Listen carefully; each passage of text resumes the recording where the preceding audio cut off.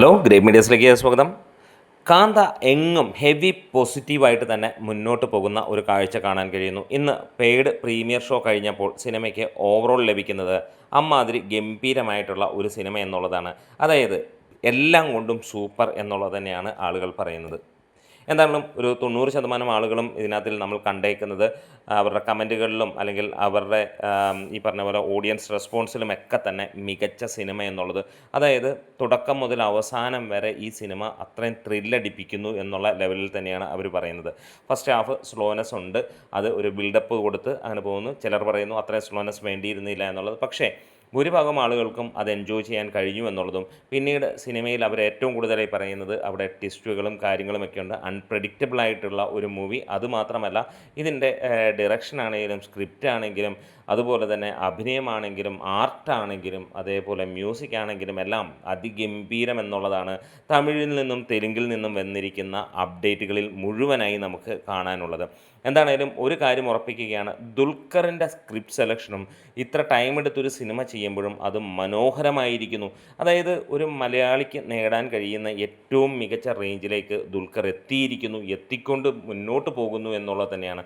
സമീപകാലത്ത് അന്യഭാഷകളിൽ വന്ന അദ്ദേഹത്തിൻ്റെ സിനിമകളെല്ലാം തന്നെ മൾട്ടിപ്പിൾ ടൈംസ് വാച്ചബിൾ ആയിട്ടുള്ള സിനിമകളാണ്. അതായത് സീതാരാമം എടുത്തു കഴിഞ്ഞാലും നമുക്കത് കണ്ടിരിക്കാൻ തോന്നുന്ന ചിത്രമാണ്. അതേപോലെ തന്നെ നമുക്ക് ലക്കി ഭാസ്കർ എടുത്തു കഴിഞ്ഞാലും അങ്ങനെയുള്ള സിനിമകളെല്ലാം തന്നെ നമ്മളെ വല്ലാണ്ട് ഇഷ്ടപ്പെടുന്നു. അത് ഭാഷ അല്ലെങ്കിൽ രാജ്യം, ലോകം, സംസ്ഥാനം ഇങ്ങനെയുള്ള ഒന്നും തന്നെയില്ല, എല്ലാവർക്കും ഇഷ്ടപ്പെടുന്ന തരത്തിലുള്ള ഒരു ചിത്രം തന്നെയാണ്. അത്ര കണക്ട് ചെയ്യാൻ പറ്റുന്നുണ്ട് എന്നുള്ളതാണ്. പലപ്പോഴും തമിഴ് തെലുങ്ക് ചിത്രങ്ങളൊക്കെ കാണുമ്പോൾ മലയാളികൾക്ക് ഒരു തമാശ തോന്നുമെങ്കിൽ ദുൽഖർ സിനിമകൾക്ക് അങ്ങനെയല്ല. നമുക്ക് മലയാളം സിനിമ കാണുന്ന ഫീൽ തന്നെയാണ്, തമിഴർക്ക് തമിഴ് സിനിമ കാണുന്ന ഫീൽ തന്നെയാണ്.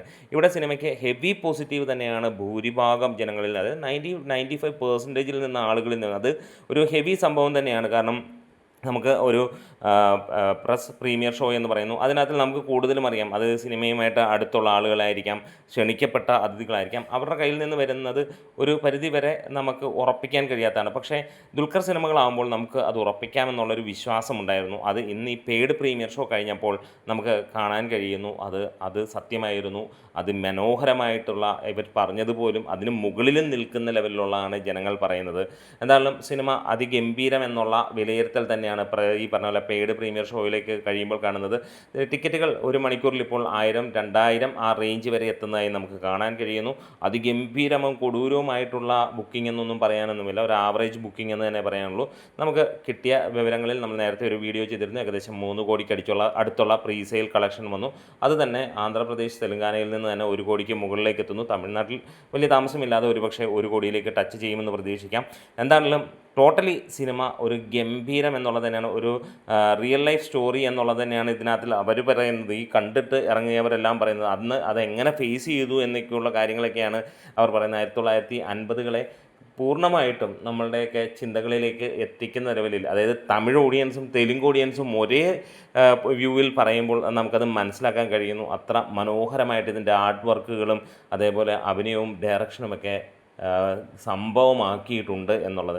എന്തായാലും എക്സ്ട്രാ ഓർഡിനറി ഹെവി പോസിറ്റീവ് എന്ന ഈ ഒരു സിനിമ അടുത്ത 100 കോടി അടിക്കട്ടെ എന്ന് ആശംസിക്കുകയാണ്. 100 കോടിക്ക് മുകളിൽ ഒരു കാര്യമുണ്ട്, ഈ തമിഴ് ജനതയും തെലുങ്ക് ജനതയും മലയാള ജനതയും ഒക്കെ ഒരുമിച്ച് ചേർത്ത് നിന്നുകൊണ്ട് അവിടെയെല്ലാം വിജയം കൊയ്യട്ടെ എന്ന് ആശംസിക്കുക കൂടെ ചെയ്യും എന്നുള്ളത് ഉറപ്പിക്കാം. കാരണം നല്ല സിനിമ തന്നെയാണ് എന്നുറപ്പിക്കുന്നു. ഒരുപാട് നാളുകളെടുത്ത് നന്നായി വർക്ക് ചെയ്ത ഒരു ചിത്രം. റാണ രഘുപതിയാണെങ്കിലും ഭാഗ്യശ്രീ ബോസ് ആണെങ്കിലും എന്ന് വേണ്ട എല്ലാവരും, ദുൽഖർ ആണെങ്കിലും എല്ലാം അതിമനോഹരമായിട്ടുള്ള അഭിനയം കാഴ്ചവെച്ചു എന്നുള്ളത് തന്നെയാണ് ഭൂരിഭാഗം, അല്ലെങ്കിൽ ഭൂരിഭാഗമല്ല 100% കണ്ടിറങ്ങിയ ആളുകൾ ഈ പറഞ്ഞ പോലെ ഇൻ്റർവ്യൂ ഒക്കെ കൊടുത്ത മൾട്ടിപ്പിൾ ചാനൽസിൽ നിന്ന് നമുക്ക് കാണാൻ കഴിയുന്നത്. എന്തായാലും സന്തോഷമായിരിക്കുന്നു. നല്ല ഒരു സിനിമയാകട്ടെ. നമ്മുടെ വീഡിയോസ് ഇഷ്ടമായെങ്കിൽ ഒന്ന് സപ്പോർട്ട് ചെയ്ത് തരണം.